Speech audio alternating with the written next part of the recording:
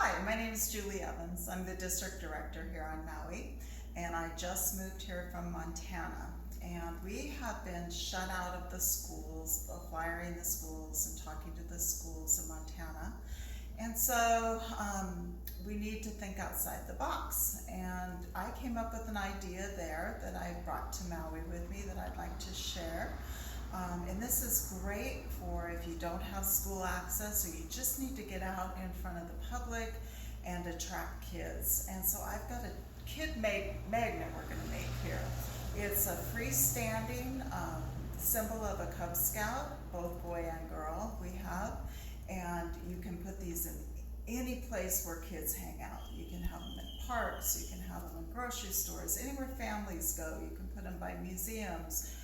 They can stay outside in the rain if you need to. So we're going to do a tutorial today on how to create, I call them Ethans, you might call them cutouts, but they work great. And so if you're able to make some of these and get them out into the community, you'll be surprised what kind of response you'll have. We have taken the picture of Ethan, which is the Cub Scout logo, or one of them, off the internet. And then later I took this and created it into a version of the Girl Scout, and so we also have that pattern for you. But I took it down to a blueprint printing company and had it blown up exactly 4 feet tall. So this is Ethan at 4 foot. And now, if you go to Home Depot, other places may have it, the Home Depot carries what is called hardboard or masonite. It's pre-cut 2 foot by 4 foot, so you don't have to cut it. All you have to do is pick it up. It's really hard on one side, and the other side is rougher, but this has a nice finish to work on. It doesn't get too heavy like plywood or anything, and it takes the paint great. We have primed this board with gesso or gesso. It's Gesso, and we'll show you the supplies later. But by priming it, it really holds the paint well. So go ahead and prime your board. And then we're going to take our pattern, and you'll want to tape it down. But before you do that, you need to make sure that you save enough room on the side of Ethan. We're going to put in the past I've used magazine racks, and they didn't work very good because if you do leave them out in the elements, all your flyers get wet. So I've gone to the real estate boxes where it does protect your flyers if it is rain. So you want to make sure you save enough room on the side of Ethan to be able to mount that box to put your flyers in. Okay? So once you've established that, you're going to want to tape down Ethan really good. And then you're going to use graphite or carbon paper. If you're from my vintage, you know what carbon paper is. If you're younger than that and you have gotten to use a computer your whole life, you may not even know. But you can pick this up at office supply places. Sometimes the craft stores will have it. They may have smaller sheets and call it carbon paper. So either way, this is graphite paper, I'm sorry. All right, so you want to place, and I'll place several sheets of it at once under your pattern. And then what you'll do is you will just come back and trace your pattern. Just basically the outlines and the details, because then we're going to come back and paint them. So stay tuned, we'll pick it up from here. Thanks.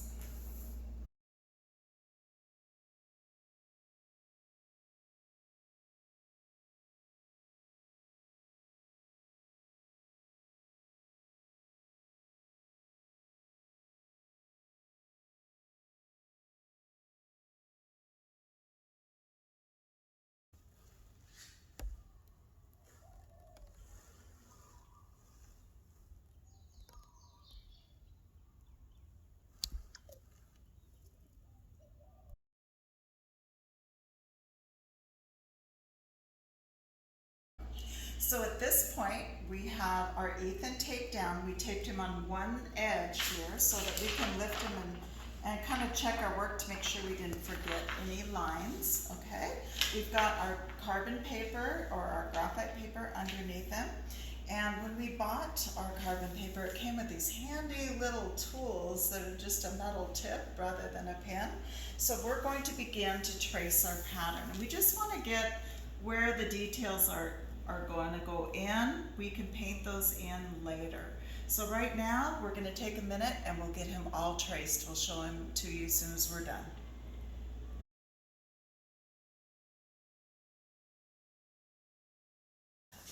Now we're going to find out how well we did. So by leaving it hinged, you can flip it back. You can lift up some of the carbon paper to reveal your pattern, making sure you got all your lines in. And there I missed something. So all I have to do is lay my pattern back down. I can lay this back over. It should go right into the same place. And then I can add his belt loop that I forgot. Okay? So you just want to check it before you totally tear things apart, because you'll never get that pattern lined up the same again. So just carefully check it as you go. Make sure all your lines are connected. You can see I missed a little bit here, but I can fill that in with paint. Okay, so we're ready to go on to the next phase. We are all done painting it. But as you can see, it looks really flat. There's no detail to it. You can't see his belt or his collar or the neckerchief or the pocket flaps very easily. So I'm going to come back in with black, and I'm going to outline those areas and put some detail in it. Now you say, well, I'm not very good with painting thin lines and outlining. That's fine. Grab a big fat Sharpie. You could do it with a Sharpie too. So if you don't want to paint it in, use a Sharpie, but we really need to come in here and put some detail like the belt in. It really starts popping once you do that, and it starts taking on another dimension. So it's really important to get those details in so he comes to life. So with that, I'm going to work on this, and then we'll come back and show you the difference between him just flat painted and painted with outlines and details in that. So we've completed all our outline, and if you can see it, it really makes a big difference. It really makes all of the detail pop, his neckerchief, his belt, the patches, his sleeves, his shirt, everything pops out. So it's really worth outlining everything. It really makes a difference.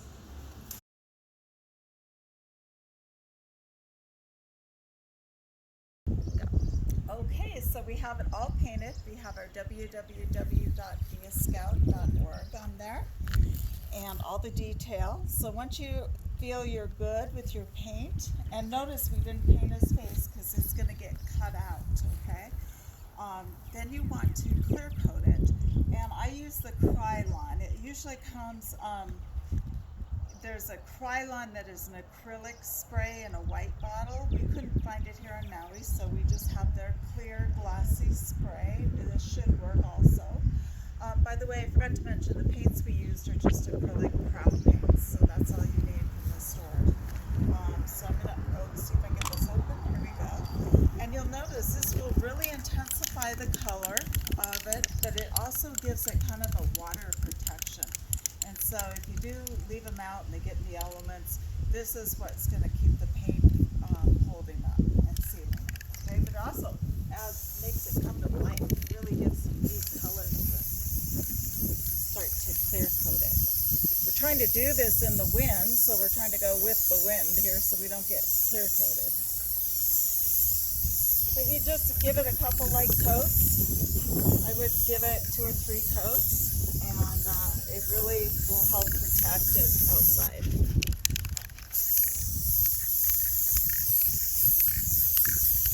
I hope something's going on there. The wind seems to be taking a lot of it.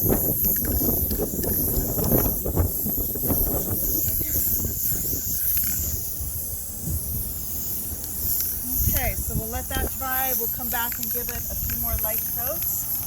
You put as many coats on as you want. The more you put on, the better it's going to stand up. So, awesome. Okay, at Home Depot, you can also buy 3/4 inch thick plywood that is pre-cut 2x2. This makes a great base for our stand-ups or cutouts. This is a girl that we made prior, so this is what the girl looks like, and this is what it looks like done. And Ellie's husband, Will, was so kind to put this together for us. It's very, very simple. You'll see here that all it is 2 4-foot 2x4s, and two that are about 2 foot, a little less than 2 foot. He just made a box for it, and then he drilled up from the bottom of the plywood up through the 2x4s with bolts, and in order to get it to sit flat, you're going to have to countersink it. So that means you're going to want to create holes that the bolts will go into far enough that it will sit flat. The only thing I didn't put on this one that I'll change out is I usually use wing nuts on those 3, because then you can take them apart easily to move them around, to get them to fit in your car or to store them. So they are built to come apart. We put the big washers on there to hold them in place, and I will replace those with the wing nuts. But it's a very simple thing. The one thing you do want to remember though is you want it forward. You don't want it halfway on the board. You want it about 1/3 of the way. Split the board into thirds and mount it forward. That way, when the kids are behind it, standing on it, that's a sturdy base. It's not going to tip over on them. And my face is a little big for the girl because the girl's face isn't as big, but the kids love to come in and put their faces through and get their picture taken. So it's pretty fun. And then your magazine, we still have to put the www.beascout.org up here, and your flyer holder goes right here. So it definitely attracts the people over. The kids have a ball with it, and the flyers are right there that mom can take one home, or if she takes a picture of their child, they've got the www right here. So in the meantime, I'll show you our other girl that we made. We're trying to diversify a little bit, so we made our cute little blonde here. We made our cute little Asian Hawaiian girl. So you can mix it up, you can do whatever you want, you can show all different kinds. Again, her face has not been cut out yet. It will be, and then mounted on a stand. So we now have 3 that are going to go out and work for us, gathering membership. And the beauty of it is they'll work and we don't have to pay them overtime, and they don't need any dental health insurance.